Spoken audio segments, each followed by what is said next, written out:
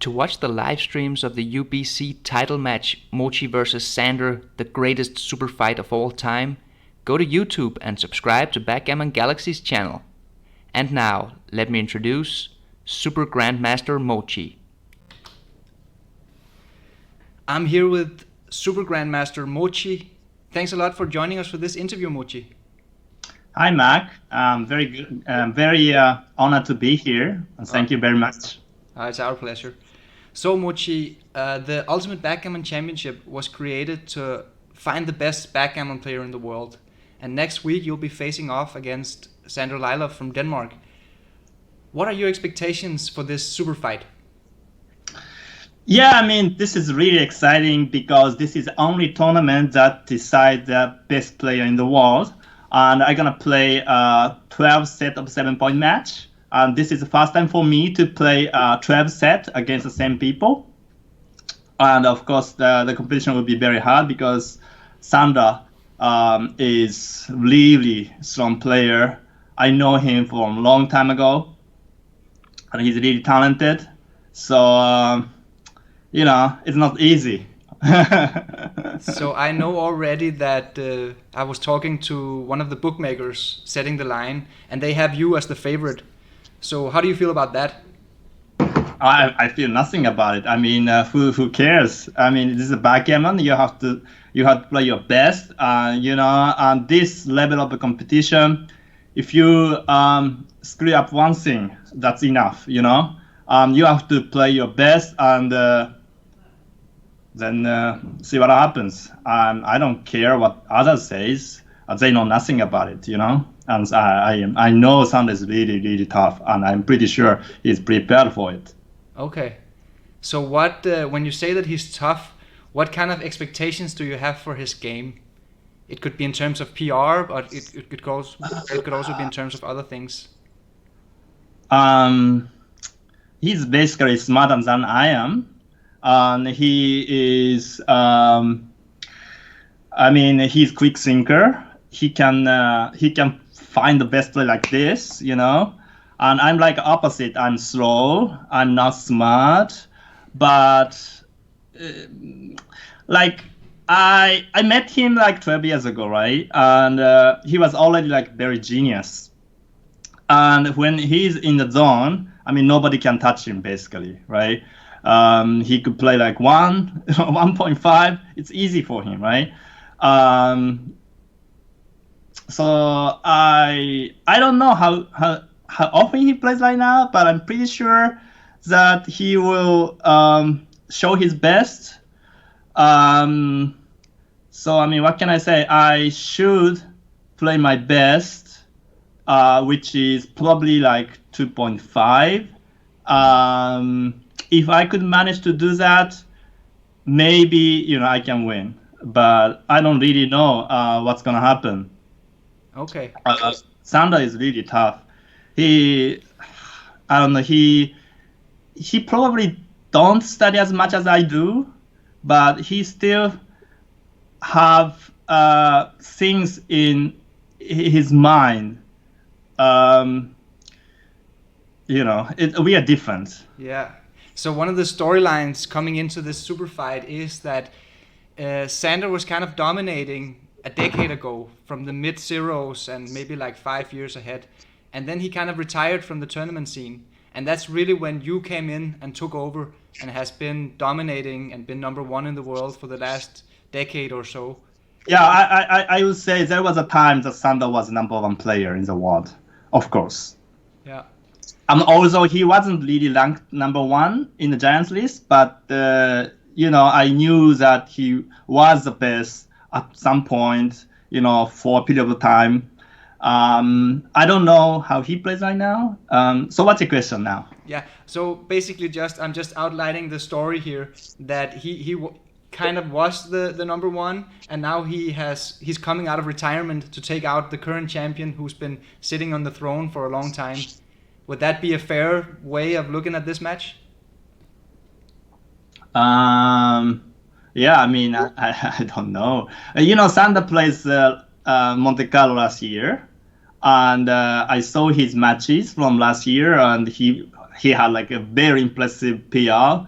Like he played 1.7 that match. He played 2.x in that match and stuff like that. He still plays in a game. Right? I never underestimate him. Yeah. Sander definitely has a lot of experience in the high stakes money game, where I think it would be fair to say that you have more experience in the tournament and match format. Perhaps also in the money game, I don't know, but for sure you have more experience now in the match play. Is this going to be a factor, you think, in this format where we play matches and not money game?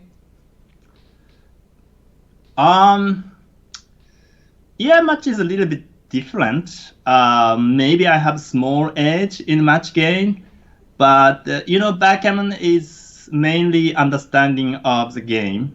And it doesn't matter if you play match or money game, because most of the time the decision is not based on the score. It's just based on the position, right? And you have to understand the details, and you have to do it. It's like two separate things, of course. Like you should understand and you should do it over the board, because sometimes it's very easy to overlook or miss or couldn't do it. But I wouldn't say that I have an edge because it's a match game. Okay.